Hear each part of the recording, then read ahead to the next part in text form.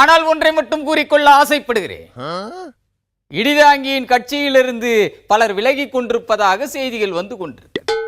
இதை கேட்கும் போது இன்ப தேல் வந்து கொட்டுது நெஞ்சுக்குள்ளே என்று புலம்புவான் என்று எதிர்க்கட்சியினர் நினைத்துக் கொண்டிருக்கிறார்.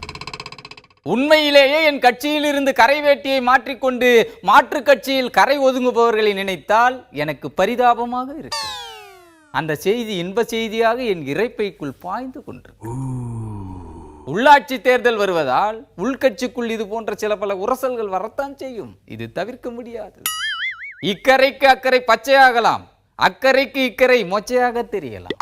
ஆனால் இடிதாங்கியின் கரை வேட்டி ஒரு நாளும் இடிதாங்கிக்கு இம்சையாக தெரியவே தெரியாது. ஏனென்று சொன்னால் வேட்டியை எந்நாளும் சலவை செய்து கரை மங்காமல் அக்கறையுடன் பாதுகாத்து வருபவன் இடிதாங்கி.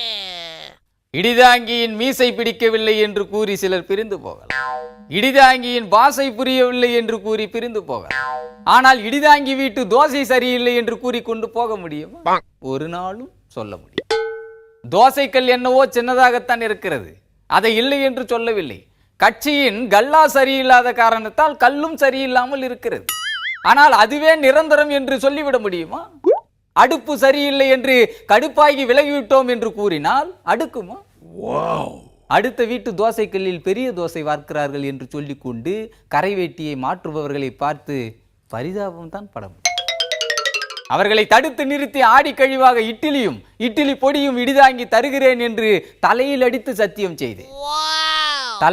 தலையில் அடிக்காதீங்க, தலை என்று இடிதாங்கி இடித்து தள்ளிவிட்டு போகிறார்கள் என்றால் அவர்களை தடுத்து நிறுத்தவா முடியும்?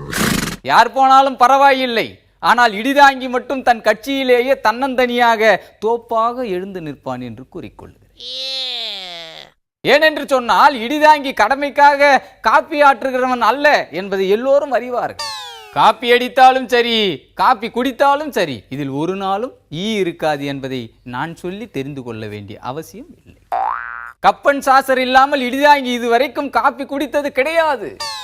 சாசர் வைத்து குடிப்பதற்கு பாசறை வைத்தவன் இடிதாங்கி என்று சொன்ன பாசக்கார தொண்டர்கள் அனைவருக்கும் இடிதாங்கியின் தோசை மீது இப்போது சந்தேகம் வந்திருக்கிறது என்று சொன்னால் ஒன்று மட்டும் தெளிவாக தெரிகிறது.